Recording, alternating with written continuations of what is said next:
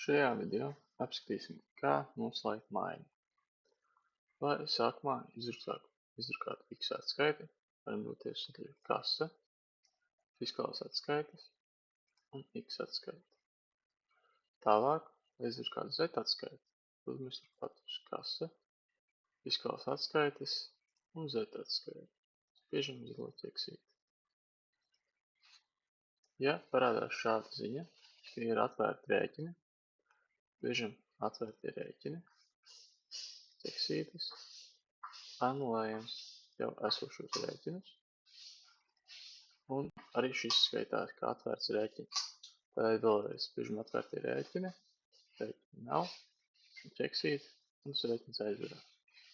Varam atkal spiest kase, fiskālās atskaites, Z atskaite un ķeksītes. Šoreiz atskaite tiek izdrukāta.